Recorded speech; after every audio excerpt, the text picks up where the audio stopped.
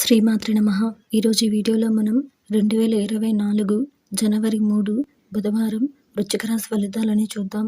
మీరు ఇలాగే ప్రతిరోజు వృశ్చిక రాశి ఫలితాలను తెలుసుకోవాలి అనుకుంటే మన ఛానల్ని సబ్స్క్రైబ్ చేసుకోండి.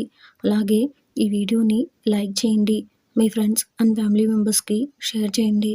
ఇంకా విషయంలోకి వెళ్తే జనవరి 3 బుధవారం వృశ్చిక రాశి వారికి సంబంధించి ఆరోగ్య విషయంలో జాగ్రత్త అవసరం.